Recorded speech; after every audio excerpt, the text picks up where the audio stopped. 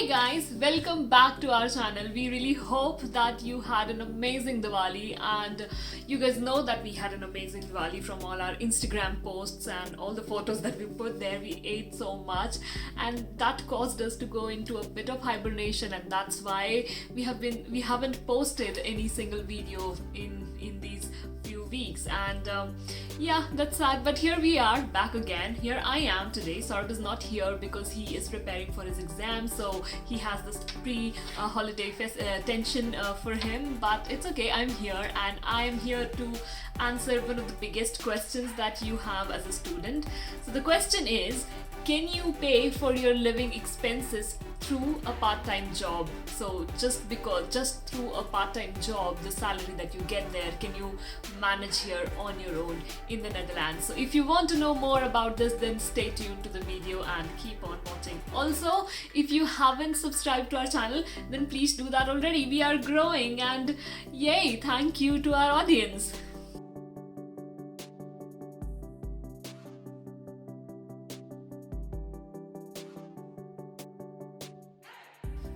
Okay, so to answer the question, can you pay for your living expenses including your rent through your part-time salary, depends upon a lot of sub-questions that we are going to address in today's video. The answer to this question basically is yes and no, but then we'll find out soon. Okay, now diving into the good stuff. The first question is, how much is your part-time salary? Now, your part-time salary can depend on a lot of factors. The first factor is your age. If you're younger than 21 or 23, then the salary will be lesser. For me, I earned around 12 euros per month, around 11 euros per month when I was working part-time, and then I used to earn on an average 500 euros. This is 500 euros a month. This is because when you are enrolled in a full-time master's program, you are only allowed to work 16 hours a week, and that is where you have to cut your funds get less. You cannot earn more because that is the restriction you have to follow. So yeah, getting the right salary depends on whether you will be able to cover your expenses or not. Now, the second factor is your rent, and if you get a housing allowance. Now, if you get a housing allowance, you directly have 300 euros less of rent, because that is the maximum subsidy that the Dutch government offers you on your rent. Now, this depends on a lot of criteria, as we have discussed in our previous video.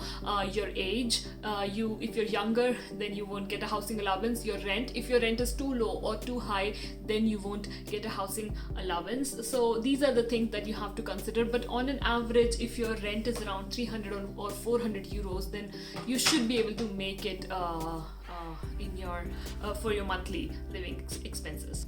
Now, the third point is what kind of insurance you have and whether you get a healthcare insurance.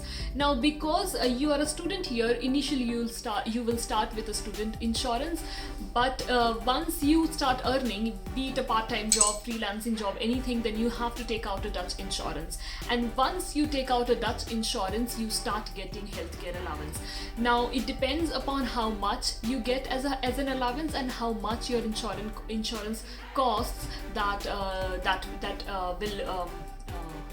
will say that if you can make it or not. So for me, because I work part-time, I have a Dutch insurance which costs around 125 euros per month, but then I get 100 euros back as an allowance. So the cost, it comes to 25 euros. So if that is the case with you, then yes, you will be able to make it through the month. How do you commute to your college or to your workspace?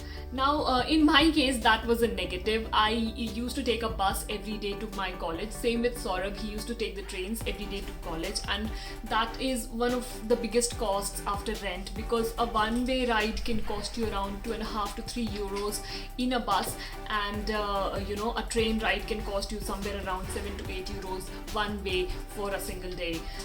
So yeah, when you add up the cost for the whole month, it does get very big and it does go a lot. So yeah, if you have a bicycle and if you're not using using any of these things, then that is a positive for you, because bicycles are like a one-time cost. It is like 50 euros for a second-hand, very basic bicycle that you can purchase for yourself, and then yeah, every ride is then free until you want to go out and explore the country. That is different.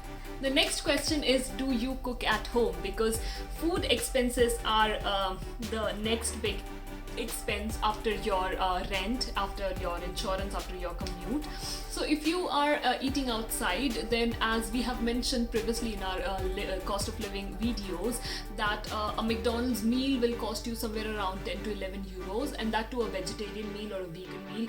The prices are more for a non-vegetarian meal. If you're eating in the college cafeteria every day, let's say if you're eating a falafel roll or a big sandwich or something, then again you'll have to pay somewhere around 5 euros for that. So you can save all of these things if you choose to, prepare your meals at home, just a basic bread, cheese or bread hummus or veggie hummus kind of meal.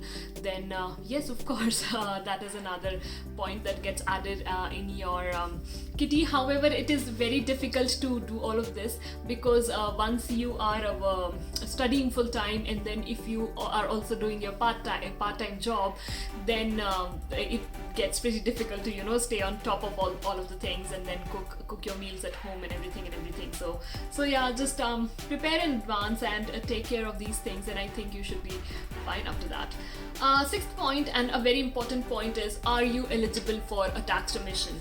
No matter if you are a student or a person who earns full time, or you are an international or a Dutch person, whatever, you have to pay your taxes. And by taxes, I don't mean you're earning the taxes or your income tax, but other taxes like water tax, garbage tax, that you have to pay yearly depending upon the place where you live. So for example, if you live in a high-tech city, like a hi-fi city like Amsterdam or Utrecht, then these taxes will be higher. If you're living in a smaller city like say Zoetermeer, then the taxes will be lower. But there is a clause that helps us students, and that is called a tax remission. We will make a full video on how to apply for a tax remission and what is the criteria. Stay tuned for that.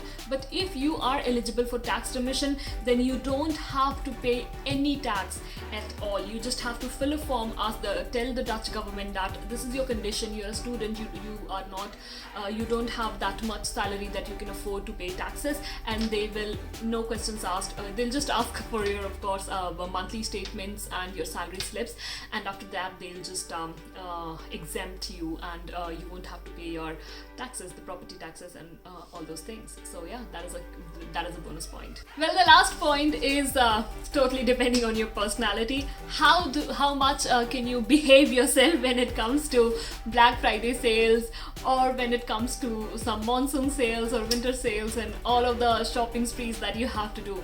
If you can control yourself for 2 years while during your master's program, or 3 years for your bachelor's program, then with your decent part-time earning, you should be able to make it if you don't splurge on the shopping items, and not just clothes, like very basic other items. Don't buy only what you need and just don't spend on things that you don't need. To get an idea on what things like a jeans, shirt or a dress costs, you can go to our other cost of the living video, which is called cost of the living cost in the Netherlands optional. There we have listed out in a very detailed way what are the cost of these other items that we often tend to gravitate towards. So yeah, just keep yourself restricted in that area and you should be fine. So yeah guys, that was the answer. I think these 7 questions, if you reflect on them and if they match your situation perfectly, then yes, you would be able to support yourself in your full-time studies. If not, then maybe you can look for some other internships or part-time jobs that will help you earn a bit more. And yeah, that was the video guys. Let us know what you thought about it. Let us know some other videos video ideas or some other suggestions that you would like to see on this channel, and we would do that happily. So yeah, see you next time, guys. If we missed anything, if I missed anything, just let me know in the comment box below, and then we'll reply there. Follow us on Instagram to chat with us, and to clear all your queries and doubts. And stay tuned and subscribe to our channel if you haven't already. So yeah, bye guys.